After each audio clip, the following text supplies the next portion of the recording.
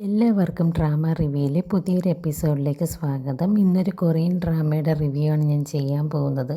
ഇവനാണെങ്കിൽ രാവിലെ തൊട്ടേ ഒട്ടും വയ്യാതിരിക്കുകയാണ്. ചെറിയ രീതിയിലൊക്കെ അവന് അസുഖങ്ങളൊക്കെ വന്ന് തുടങ്ങിയിട്ടുണ്ടായിരുന്നു. പക്ഷേ അത് അവൻ കെയർ ആക്കാതെ ഇരിക്കുന്നുണ്ടായിരുന്നു. അങ്ങനെ ഇരിക്കെ അവൻ്റെ ഒരു ട്രോമ, കുട്ടിക്കാലത്ത് അവൻ്റെ ചെറിയ പ്രായത്തിലുണ്ടായ ഒരു ട്രോമ ട്രിഗർ ആവുന്നുണ്ട്.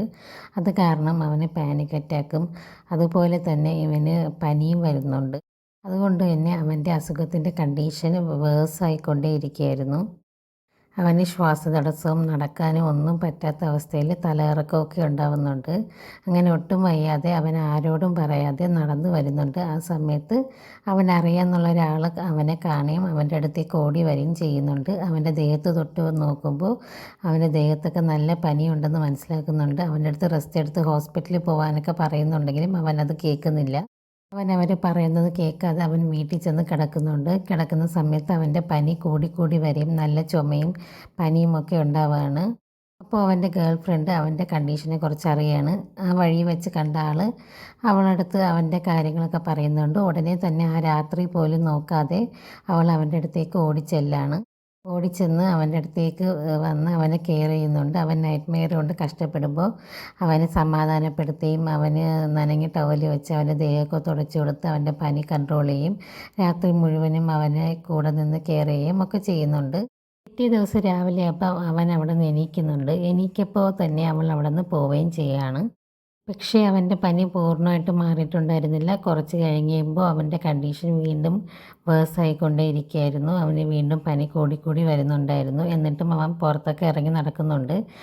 അവൻ്റെ മുത്തശ്ശിയുടെ അടുത്തേക്ക് പോകുന്നുണ്ട്. ആ സമയത്ത് മുത്തശ്ശിയുടെ മുമ്പിൽ വെച്ച് തന്നെ അവൻ തല ഇറങ്ങി വീഴുകയാണ്. ആ മുത്തശ്ശി പേടിച്ചിട്ട് ഒരു ഡോക്ടറെ വിളിച്ച് വരുത്തുന്നുണ്ട്. ഡോക്ടർ അവന് IV ട്രിപ്പൊക്കെ ഇട്ട് കൊടുക്കുക. ആ സമയത്തും കിടന്നുറങ്ങുമ്പോഴും അവന് വല്ലാത്ത രീതിയിൽ അവൻ്റെ ആ ചൈൽഡ്ഹുഡ് സമയത്ത് സംഭവിച്ച നൈറ്റ് മെയറൊക്കെ അവന് വരികയും അവന് പെട്ടെന്ന് പേടി തോന്നുകയും അവൻ്റെ പാനിക് അറ്റാക്ക് ട്രിഗർ ആവുകയും ചെയ്യുകയാണ്.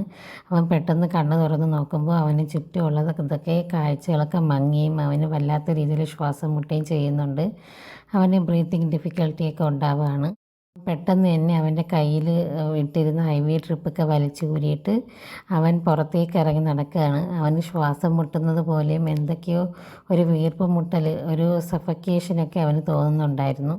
അതുകൊണ്ട് അവന് ഒട്ടും അവിടെ കിടക്കാൻ കഴിയാതെ അവൻ പുറത്തേക്ക് ഇറങ്ങി പോവുകയാണ്.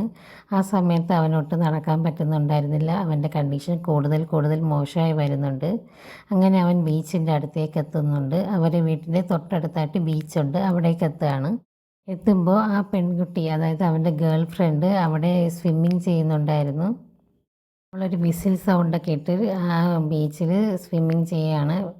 സ്വിമ്മിങ് അല്ല, അവരുടെ ജോലി ചെയ്യുകയാണ്. ആ സമയത്ത് ഒരു വിസിൽ സൗണ്ടൊക്കെ ഇടുന്നുണ്ട്. ആ വിസിൽ സൗണ്ട് കേൾക്കുമ്പോൾ അവൻ്റെ പാനിക് അറ്റാക്ക് നോർമലാവുകയും അവന് ബ്രീത്തിങ് ഒക്കെ നോർമലാവുകയും അവൻ്റെ കണ്ടീഷൻ ഓക്കെ ആവുകയും ചെയ്യുന്നുണ്ട്. അവളുടെ സാന്നിധ്യം അവൻ്റെ അടുത്തുണ്ടാകുമ്പോൾ അവൻ്റെ സിറ്റുവേഷൻ നോർമലാവുന്നുണ്ട്. അങ്ങനെ അവൻ്റെ പാനിക് അറ്റാക്കൊക്കെ അവൻ കൺട്രോളാക്കി അവൻ്റെ സിറ്റുവേഷൻ പഴയ രീതിയിൽ നോർമലായി വരികയാണ്. അവനൊന്ന് ശ്വാസമൊക്കെ നേരെ വീഴുകയാണ്. അതുവരെ അവൻ വല്ലാത്ത വീർപ്പ് മുട്ടലും ബുദ്ധിമുട്ടും ഒക്കെ സഹിക്കുകയായിരുന്നു. അവൻ വയ്യാതിരിക്കുന്ന സമയത്തും ആ പെൺകുട്ടി തന്നെയാണ് അവൻ്റെ അടുത്തേക്ക് ഉണ്ടായിരുന്നതും രാത്രിയാണെന്ന് പോലും നോക്കാതെ ഓടി അവൻ്റെ അടുത്ത് ചെന്ന് അവനെ കെയർ ചെയ്തതും ഒക്കെ. രാവിലെ ആവുന്ന സമയത്തും ഇവന് പനിയായി ഇവൻ തല ഇറങ്ങി വീണെന്നറിഞ്ഞപ്പോഴും ഉടനെ ആ പെൺകുട്ടി അവൻ്റെ അടുത്തേക്ക് വന്ന് ആ ഡോക്ടർ ചികിത്സിക്കുന്നത് നോക്കി അവിടെ നിൽക്കുന്നുണ്ടായിരുന്നു. അടുത്തൊരു ലോങ് വീഡിയോ റിവ്യൂ ആയിട്ട് വരുന്നതായിരിക്കും. എല്ലാവരും എൻ്റെ ചാനൽ സബ്സ്ക്രൈബ് ചെയ്യുക. താങ്ക്